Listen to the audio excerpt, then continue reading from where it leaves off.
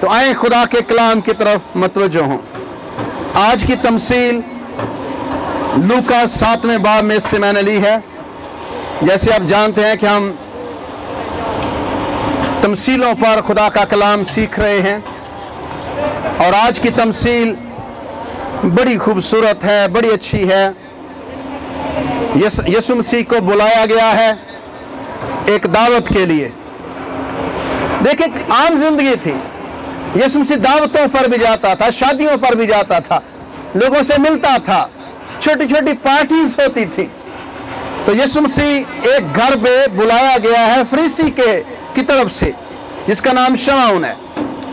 तो उसने यीशु मसीह को अपने घर दावत दी है खाने के लिए, और यीशु मसीह गया है और वहां पर एक औरत है जो संगे मरमर के इत्रदान में इत्र लाई है। यीशु के पांव के पास रोती हुई पीछे खड़ी हुई है, आंसुओं से भिगो रही है उसके पांव को और सर के बालों से साफ करती है। फरीसी ने कहा कि अगर यह शख्स नबी होता तो उसको मालूम होता कि यह औरत जो इसे छू रही है यह बदचलन है, यह अच्छी औरत नहीं है। नबी ख्यालों को जान लेते हैं, इसको ख्याल के नहीं पता चल रहा। तो यीशु ने कहा, शमौन मुझे तुझसे कुछ कहना है। ऐ शमौन मुझे तुझसे कुछ कहना है। मेरे भाइयों, बेटियों, बुजुर्गों, यीशु ने कहा, शमौन। आज की इस तमसील का जो मजमून मैंने रखा वो है कि शमौन मुझे तुझसे कुछ कहना है। खुदावन आप सब से आज शुभ कुछ कहना चाहता है। वो आपके नाम लेकर कह रहा है, एल्डर इरफान मुझे तुमसे कुछ कहना है। डीकन शमीन, जो मेरे नाम ज़हन में आ रहा है, मुझे तुमसे कुछ कहना है। ये बेटियां जो हैं, आप जो बच्चे बैठे हुए हैं, यीशु को आपके नामों का पता है। वो आप सबसे आज शुभ कुछ कहना चाहता है। तैयार हो उसकी बात सुनने के लिए। वो आपसे बोलना चाहता है, वो आपसे कुछ कलाम करना चाहता है। न जाने कितनी देर से आप इंतजार कर रहे हो उसकी आवाज सुनने का, लेकिन आज सुबह वो कह रहा है, ऐ शमौन मुझे तुझसे कुछ कहना है। शमौन ने कहा, खुदावंद फरमा, ऐ उस्ताद कह, मैं तैयार हूं। आप तैयार हैं उसकी आवाज सुनने के लिए? आज यीशु आपसे बात करना चाहता है। तमसील, अब खुदावंद यीशु मसीह दावत के लिए बुलाया गया। ये सेटिंग बड़ी जबरदस्त है। ये वो तमसील नहीं है, ये वो वाकया नहीं है जो आप लाजर की बहन मरियम का देखते हैं कि उसने भी यीशु के पांव पर इत्र डाला था, सर पर इत्र डाला था। वो नेक औरत थी। इसके बारे में लिखा है कि ये बदचलन औरत थी। ये तमसील फर्क है उस तमसील से, ये वाकया फर्क है उस वाक्य से। तब हुआ ये कि मत्ती लूका की इंजील में खुदावंद यीशु मसीह ने मुख्तलिफ तमसीलें कही हैं। 40 तमसीलों में से 35 तमसीलें लूका की इंजील के अंदर आपको मिलेंगी। 40 में से 35 तमसीलें, और 19 तमसीलें ऐसी हैं जो यूनिक हैं, बड़ी फर्क है। 5 तमसीलें लूका की इंजील में वो नहीं है। 35 तमसीलें लूका ने अपनी इंजील में लिखी हैं, और लूका खुदावंद यीशु मसीह के अल्फाज को, उसकी तमसीलों को इंतहाई खूबसूरती के साथ लोगों के सामने रखता है। अब जब खुदावंद यीशु मसीह बैठा हुआ है, 3 किरदार इस तमसील में हैं, यीशु मसीह, शमौन और औरत। यीशु, शमौन और औरत, 3 ही और लोग हैं। एक कर्ज देने वाला और 2 कर्ज लेने वाले, और 3 सवाल यीशु मसीह ने किए हैं। 3 का सेट है। यीशु, शमौन, औरत। कर्ज लेने वाला एक, देने वाला एक, कर्ज लेने वाले 2, और 3 सवाल यीशु ने किए हैं। 3 तरह का 3 सेट्स बनाए गए हैं।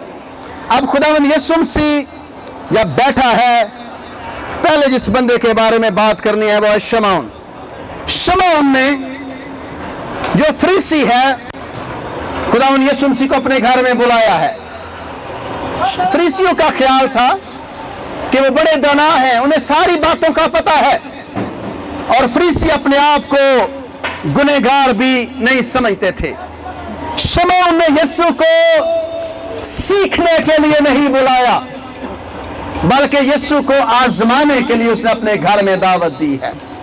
वो यीशु को आजमाना चाहता है, सवाल उठाना चाहता है, वो यीशु की बातों को पकड़ना चाहता है। आपको मालूम है कि यीशु से लोग सवाल करते थे, यीशु से लोग बोलते कहते कि तू किस इख्तियार से ये काम कर रहा है। यीशु से मुख्तलिफ तरह से उन्होंने सवाल किए, कैसर को जजिया देना रवा है या नहीं देना चाहिए। एक औरत थी जिसका पहला शोहर मर गया, दूसरा मर गया, तीसरा मर गया, 7 मर गए। क़यामत के रोज वो किसकी बीवी होगी? यीशु से सवाल किए जाते थे। फरीसी यीशु को पकड़ना चाहता है, सवाल किसी कमजोरी को जानकर, किसी बात के अंदर। लेकिन कलाम मुकद्दस फरमाता है जब यीशु मसीह बैठा है, ये फरीसी यीशु मसीह को घर में बुलाकर उसको वो ऑनर, वो इज्जत नहीं दे रहा जो इज्जत देनी चाहिए। कैसे? उसने यीशु मसीह के पांव नहीं धुलवाए हैं। ये रस्म बड़ी पुरानी, ये ट्रेडिशन बड़ी पुरानी थी। अब्राहम जब उसके घर में मेहमान आए, वो कहता है पानी लाया जाए और आपके पांव धोए जाएं ताकि आप आराम कर सकें। शागिर्द जिस रात यीशु मसीह फसा खा रहा था, उनके पांव धोए अपने शागिर्दों के। आप जानते हैं क्यों? क्योंकि वो बहस में लगे हुए थे कि हम में से बड़ा कौन है। पांव धोए बगैर दावत के अंदर, फसा के अंदर शरीक हो गए। यीशु ने पतरस से कहा, पतरस जो नहा चुका उसे पांव धोने के अलावा किसी चीज की हाजत नहीं है। उस दौर में हर इस्राएली के घर के बाहर एक टब होता था, या कोई बाल्टी समझ ले, बकेट समझ ले, रखी जाती थी।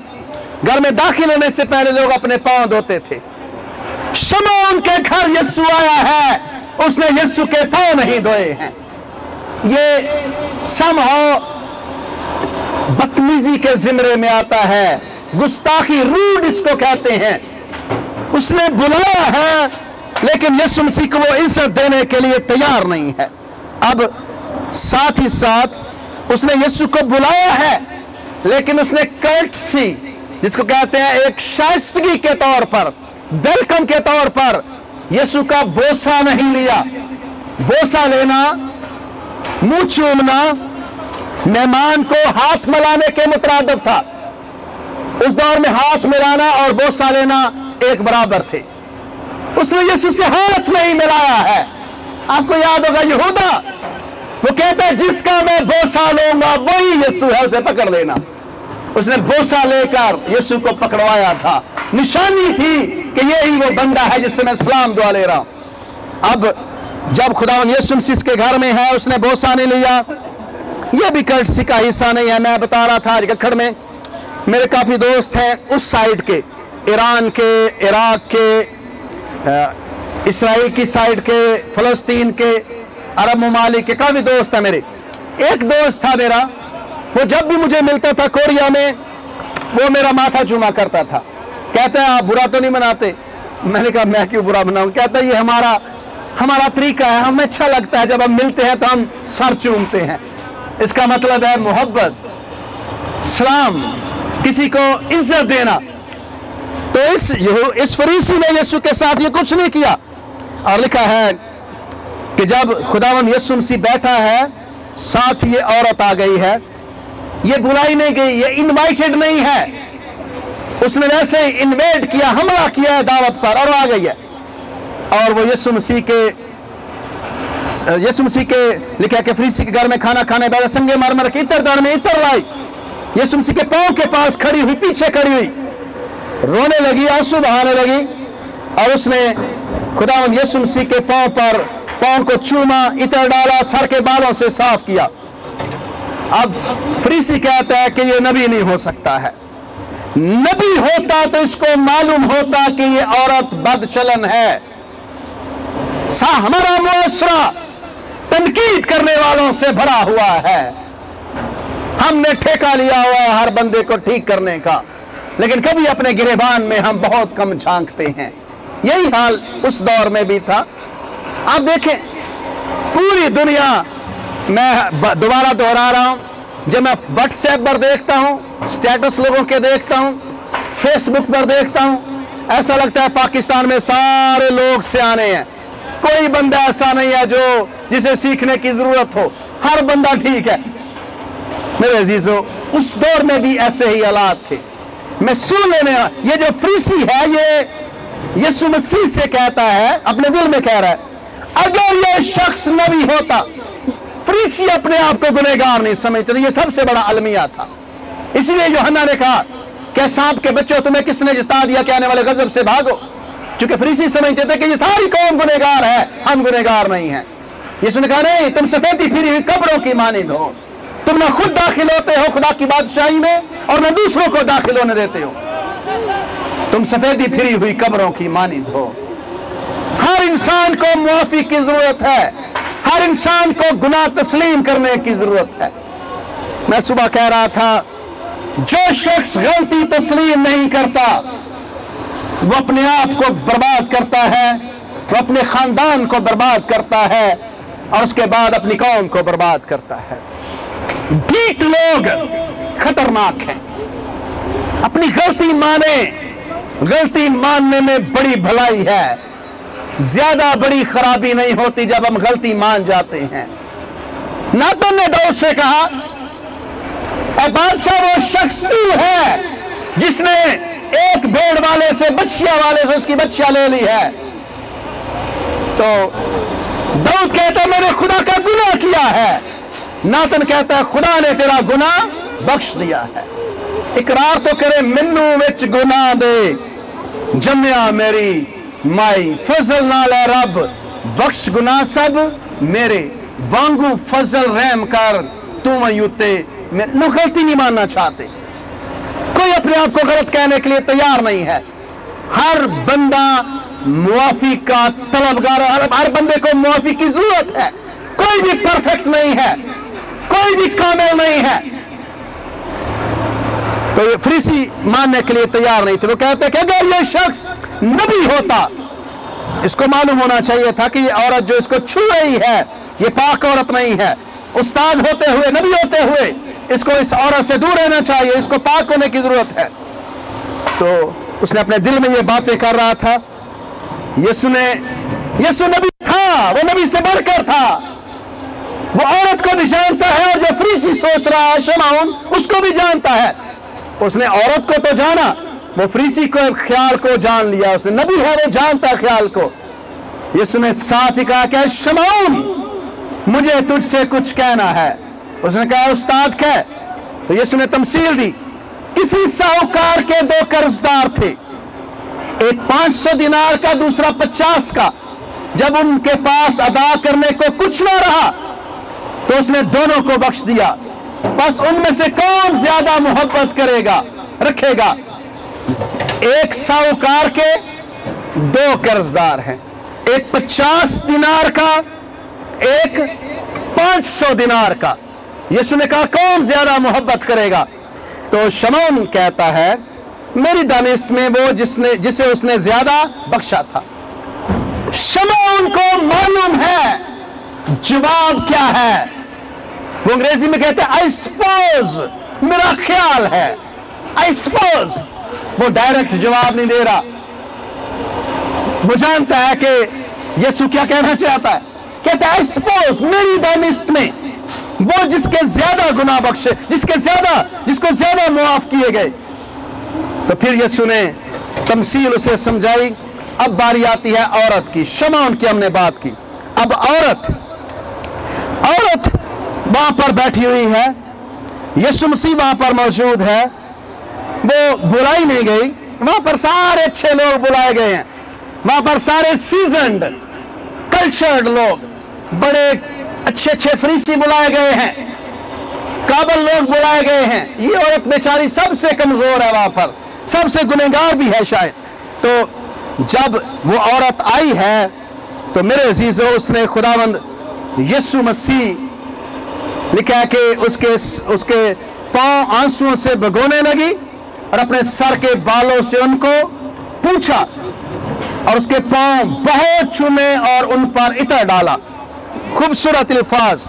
खुदावंद यीशु मसीह ने कहे हैं। मेरा सवाल, वाई, क्यों ये औरत बगैर बुलाए यहां पर आ गई है? यहां पर तो फरीसी बैठे हुए हैं, आप समझ लें कि मजहब के ठेकेदार बैठे हुए हैं, ये क्यों या इस जगह पर आई है? कहते हैं कि शायद किसी जगह यीशु कलाम सुना रहा था, इसने सुना, इसकी जिंदगी बदल गई, और आज उसे पता चला कि यीशु फरीसी के घर में है। वो बगैर परवाह किए कि वो फरीसी के घर में है, वो शुक्रगुजारी पेश करने आ गई है, वो शुक्रगुजारी पेश करने आई है, बुलाई नहीं भी गई फिर भी आ गई है। उसकी जिंदगी को यीशु ने छुआ था अपनी तालीम के जरिए से, इसलिए वो शुक्रगुजारी लेकर आई है। अंग्रेजी में कहते हैं true faith produces love, love produces service.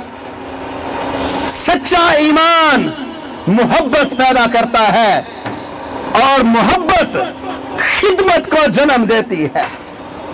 सच्चा प्यार, सच्चा ईमान और मोहब्बत खिदमत को पैदा करती है। मैं हमेशा कहता हूं कि सब अगापे दूसरों की खिदमत करो। खिदमत की बहुत बड़ी बरकतें, मेरा मतलब ये कलाम सुनाना नहीं, कोई भी आपको मिले उसके साथ अच्छा बर्ताव करो। मोहब्बत खिदमत को जन्म देती है। अगर आप यीशु से भी मोहब्बत करते हैं तो आपको खिदमत करने में आर नहीं होगी, आप खिदमत करके खुश होंगे, आप लोगों से मोहब्बत करके खुश होंगे। अब ये औरत क्या करती है? ये खिदमत, ईमान लाई है, मोहब्बत पैदा हुई है, और मोहब्बत के बाद खिदमत का जज्बा उसके अंदर पैदा हुआ है। वो यीशु की खिदमत करना चाहती है, वो शुक्रगुजारी चाहती है करना खुदावंद की कि तूने मेरी जिंदगी को छुआ है, बदला है। तो अब हुआ ये कि जब ये औरत वहां पर मौजूद है, यीशु मसीह के पांव में बैठी हुई है, लिखा है कि पांव के पास रोती हुई पीछे खड़ी है, उसके पांव आंसू से भिगोने लगी है, आंसुओं से यीशु के पांव उसने भिगोए हैं। कहते हैं कि वाटर विद शावर, आंसू ऐसे बह रहे हैं जैसे पानी बहता है, पानी की तरह, जैसे पानी से पांव बह जाते हैं, ऐसे आंसुओं से, आंसुओं का फ्लो इतना है जैसा पानी का फ्लो होता है, इतने आंसू बह रहे हैं। उसके पास जो टॉवल है, बेहतरीन तौलिया जो है उसके पास, वो उसके बाल है। कितना हम्बल, हलीमी का रवैया है। ईमान मोहब्बत पैदा करता है और मोहब्बत खिदमत पैदा करती है।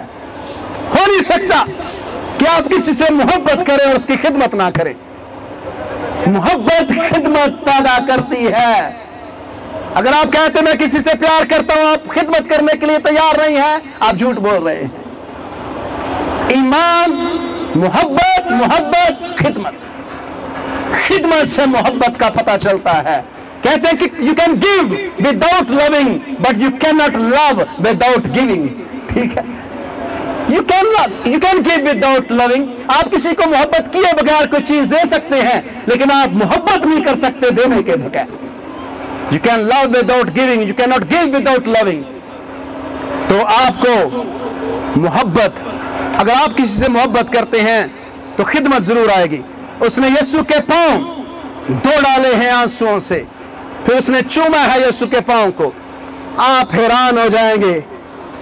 उसके मोहब्बत की निशानी यह है कि वो यीशु के पांव चूम रही है। आप जानते हैं कितनी बार अंग्रेजी में कहते हैं she kissed again and again. बार बार वो यीशु के पांव को चूम रही थी, बार बार यीशु के पांव को चूम रही थी। यीशु ने कहा, शमौन, मुझे तुझसे कुछ कहना है, मेरा तुझसे कुछ सवाल है। दो कर्जदार थे साहूकार के, एक कम का एक ज्यादा का। कौन ज्यादा मोहब्बत करेगा? जिसके ज्यादा मुआफ हुए, जिसके ज्यादा बख्शे गए, या वो जिसके कम? वो कहता जिसके ज्यादा। तो सुनिए अगले हिस्से में यीशु मसीह ने क्या कहा। उसने उससे कहा, तूने ठीक फैसला किया। उस औरत की तरफ फिरकर उसने शमौन से कहा, क्या तू इस औरत को देखता है? मैं तेरे घर में आया, तूने मेरे पांव धोने को पानी ना दिया, मगर इसने मेरे पांव आंसुओं से भिगो दिए और अपने बालों से पूछे। तूने मुझको बोसा ना दिया, मगर उसने जब से मैं आया हूं मेरे पांव चूमना ना छोड़ा। तूने मेरे सर में तेल न डाला, मगर उसने मेरे पांव पर इत्र डाला है। इसलिए मैं तुझसे कहता हूं, इसके गुनाह बहुत थे मुआफ हुए, क्योंकि इसने बहुत मोहब्बत की। मगर जिसके थोड़े गुनाह मुआफ हुए, वो थोड़ी मोहब्बत करता है। और उस औरत से कहा, तेरे गुनाह मुआफ हुए। इस पर जो उसके साथ खाना खाने बैठे थे अपने जी में कहने लगे, ये कौन है जो गुनाह भी मुआफ करता है? मगर उसने औरत से कहा, तेरे ईमान ने तुझे बचा लिया, सलामत चली जा। यीशु ने कहा, जिसके ज्यादा गुनाह मुआफ हुए हैं वो ज्यादा मोहब्बत करेगा। यीशु ने बताया कि शमौन, तू छोटा गुनहगार नहीं है, बल्कि तू खुद साख्ता रास्तबाज है। अपनी नजर में रास्तबाज है, खुदा की नजर में रास्तबाज नहीं है। मेरे अजीजों, खुदावंद आपसे कुछ कहना चाहता है। आपने महसूस किया कि आज वो आपसे क्या कह रहा है? मैंने आपको कलाम सुनाया है, मैंने इसलिए कहा ध्यान से बैठे। वो आपसे कुछ कहना चाहता है, वो आपकी जिंदगी से बोलना चाहता है। किस एरिया में आपको मुआफी की जरूरत है? किस जिंदगी के हिस्से में आपको मुआफी चाहिए? ताल्लुकात में आप गलती पर हैं, मुआफी मांगे। आपने किसी को सताया है, मुआफी मांगे। आप किसी के साथ बिला वजह उसको तंग कर रहे हैं, मुआफी मांगे। शमौन, मुझे तुझसे कुछ कहना। अगापे कि कलीसिया यीशु मसीह को आपसे कुछ कहना है। क्या कहना है? आप खुद अपने दिल में झांके, नजर करें। कन्वर्टेड, चेंज्ड, ट्रांसफॉर्म्ड, बदली हुई कलीसिया ही दुनिया बदल सकती है।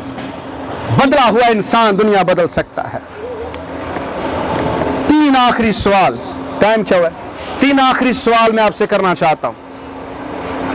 पहले नंबर पर, इस तमसील के अंदर हीरो कौन है?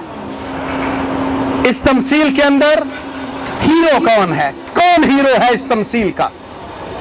जी, कोई बताएगा? जी, यीशु। कौन कहता है कि यीशु इस तमसील का हीरो है? हीरो इस तमसील का कौन है? यीशु। और कोई जवाब देना चाहे? जवाब देना चाहिए। इस तमसील का हीरो ये औरत है। इस तमसील की हीरो नहीं, हीरो ये औरत है। ये औरत इस तमसील की हीरो है। मेरे अजीजों, ये औरत खुदावंद यीशु मसीह से मोहब्बत कर रही है। इसने यीशु मसीह को ग्रेटिट्यूड पेश किया है, उसने शुक्रगुजारी पेश की है। दूसरा सवाल, इस तमसील के अंदर यीशु की क्या डिजायर है? क्या यीशु चाहता है? इस तमसील के अंदर यीशु मसीह शुक्रगुजारी चाहता है उस मुआफी के लिए जो उसने हमें दी है। 10 कोढ़ी पाक साफ हुए, एक शुक्रगुजारी करने के लिए आया। यीशु ने कहा 9 कहां है? यीशु 9 ढूंढ रहा है। तीसरा सवाल, यीशु मसीह ने क्या किया है इस औरत के साथ? यीशु मसीह ने इस औरत के गुनाह मुआफ कर दिए हैं, इस औरत की गलतियां और गुनाह बख्श दिए हैं। मेरे अजीजों, फरीसी ने यीशु को घर में उतारा है। फरीसी ने यीशु को घर में उतारा है, औरत ने यीशु को दिल में उतारा है। उसने दिल में उतारा है यीशु को। इसलिए ऐ शमौन, मुझे तुझसे कुछ कहना है। इस जमात के अंदर कोई भी ऐसा शख्स नहीं है जिसे मुआफ नहीं किया गया है। ज़बूर भी कहता है, खुदावंद तेरी सारी बदकिरदारी को बख्श देता है। इस जमात के अंदर कोई भी इतना पारसा नहीं है जो कहे कि मैंने कभी गलती नहीं की है। खुदावंद ने आप सबको मुआफ किया है। साहूकार यीशु मसीह है, कर्जदार हम में से हर एक है, कोई ज्यादा का और कोई कम का। फरीसी भी गुनहगार था, अगर औरत गुनहगार थी फरीसी भी गुनहगार था। औरत तो बच गई लेकिन फरीसी खोया हुआ था अभी तक। आज सुबह मेरी आपसे अपील है, आपको मुआफ किया गया है। उस दिन मैंने कहा इंसाफ सबका होगा, रहम जिस पर वो चाहे उस पर करेगा। इंसाफ के सामने आप में से मेरे समेत कोई खड़ा नहीं हो सकता। उसके राम के हम मुंतजर हैं। तो मेरे अजीजों, आज सुबह आपको मुआफी मिली है, आपके गुनाह सारे के सारे बख्शे गए हैं। क्या आप दूसरों को मुआफ करते हैं? आपने कभी दूसरों को मुआफ किया है? बड़े बड़े पादरी भी मुआफ करने में बड़े स्टिंजी हैं, कंजूस हैं। कलाम बड़े जज्बे के साथ सुनाएंगे, मुआफी की बात आएगी तो बंदा मार देते हैं लोग। जब मेरे वाला साहब की मेमोरियल सर्विस थी, मुझे याद है मैंने कहा कि हमारी दुश्मनी तब तक चलती है जब तक अगला बंदा ना मर जाए या हम खुद ना मर जाएं। अगले बंदे के मरने का वेट ना करें या अपने मरने का वेट ना करें, मुआफ करें दूसरों को। मैं कैरेक्टर को, किसी के किरदार को इस तरह से परखता हूं कि वो बंदा कितना मुआफ करने वाला है। मुआफ करना बहुत बड़ी बात है। आपके उस्ताद की, आपके सेवियर की, आपके बॉस की तालीम है, ए बाप इनको मुआफ कर। ये जानते नहीं कि क्या करते। मुआफ कर एक दूसरे को, आजाद हो। जब तक आप गुस्सा, क्रोध दिल में रखते हैं, कदूरत दिल में रखते हैं, बिटरनेस, तलखी दिल में रखते हैं, आप खुद कुड़ते रहते हैं। आप मुआफ करेंगे तो सबसे खुश आप होंगे ज्यादा। मुआफ करें दूसरों को। इस मुआशरे को बेहतर होने दें थोड़ा सा, खानदानों को बेहतर होने दें थोड़ा सा। क्यों मरने का वेट कर रहे हैं दूसरे का या अपने आप का? मुआफी की तालीम को आम करें। मैंने आज सुबह गखड़ में कहा कि जब मैं ये प्यारी प्यारी बच्चियां, छोटी बेटियां मैं देखता हूं हमारे मोहल्ले में मोटरसाइकिल चला रही होती हैं, कपड़ा उन्होंने सर पे लिया होता है, मेरा दिल बड़ा खुश होता है। क्यों इस मुआशरे को जकड़ा हुआ है आप लोगों ने? आजाद करो थोड़ा सा, सांस लेने दो, महफूज बनाओ इस दुनिया, इस मुआशरे को, मुल्क को, इस कल्चर को। मेरी दुआ है कि हमारा पाकिस्तान का कल्चर सेफ हो जाए, अच्छा हो जाए। क्या खराबी है? वालिदैन की जिम्मेदारी कम हो जाए, थोड़ा आजादी दो। आजादी आई मीन के जो बेहतर है। आजादी का मतलब ये नहीं है कि कोई गलत काम हो, आजादी का मतलब ये है कि थोड़ा सा मुआशरे को सांस लेना चाहिए। औरत बेचारी अकेली बाहर नहीं जा सकती, ये कोई अच्छी बात नहीं है। ये बुरे मुआशरे की अलामत है, ये घटिया मुआशरे की अलामत है, ये गंदा मुआशरा है जहां पर ये बातें हैं। कोरिया में, जिस यूनिवर्सिटी में मैं पहले पढ़ता था, हमारी यूनिवर्सिटी जंगल में थी, पहाड़ी पर, बहुत बड़ा पहाड़ था, उस पर तकरीबन 20 मिनट का फासला था बस ट्रेन के स्टेशन से। रात को, संडे की रात को हम चर्चेज में जाते, वापस आते थे लेट नाइट, कभी 11 बजे, कभी 12 बजे, कभी 10 बजे। इसी तरह कोरियन स्टूडेंट्स भी जाते थे। मैंने देखा 11-12 बजे भी अकेली लड़की सुनसान रास्ते से सफर करती है। किसकी जरूरत नहीं है कि उसको वो हुटिंग कर सके, बुरे अल्फाज बोल सके। ये अच्छे मुआशरे हैं। यहां पर तो आजाद बना हुआ है, जिंदगी बनाई हुई है लोगों ने। पाकिस्तान के लिए दुआ करें कि ये बेहतर मुआशरा बन जाए। ये गुनाह नहीं है कि लड़की क्यों मोटरसाइकिल चला रही है, इससे बड़े फायदे हैं। लेकिन जो बाहर गंदे ज़हन है उनको भी ठीक करने की जरूरत है कि लेट देम रिलीज, इनको थोड़ा आजाद होने दें, बोझ को कम करें, सांस लेने दें लोगों को। नहीं लेने दिया जा रहा। Let's go back. मुआफ करें। किसको आपने मुआफ करना है आज सुबह? ऐ शमौन, मुझे तुझसे कुछ कहना। आप अपने नाम के साथ लेकर कहें कि यीशु मसीह क्या है, मैं सुन रहा हूं, क्या कहना चाहता है मुझसे। भाई सुने भी उसकी, अपनी ना सुनाते रहे, उसकी सुने भी। उसकी सुनना बड़ा जरूरी है। सब अपने सरों को खुदा के ज़ुर झुकाएंगे। सब अपने सरों को खुदा के ज़ुर झुकाएंगे। दुआ करेंगे। दाइम इकबाल के लिए दुआ करेंगे, और भी जितने नाम हमारे जेनिफर के लिए दुआ करेंगे, और कलीसिया के अंदर, जमात के अंदर जितने बीमार हैं सब के लिए दुआ की जाएगी। सब के लिए दुआ की जाएगी। हालेलुया। मैं चाहता हूं कि सब दुआ करें। जो बीमार हैं, जो कमजोर हैं, उनके लिए दुआ की जाएगी। हम जवेद साहब के लिए दुआ करेंगे, कैसर के लिए दुआ करेंगे। खुदावन अपने बेटे को शिफा से भरे। Hallelujah, hallelujah. खुदावन तेरा शुक्र, खुदावन तेरा शुक्र हो, तेरे नाम की तारीफ हो, तेरे नाम की तारीफ हो खुदावन। सब मांगे खुदावन यीशु मसीह से। देखें किसको मुआफ आपने करना है, किसके खिलाफ आपके दिल में आज भी गुस्सा है, उसको मुआफ कर दें। हम सारा के लिए दुआ करेंगे, बेटी के लिए, खुदावंद उसे शिफा से भरे। Thank you Jesus.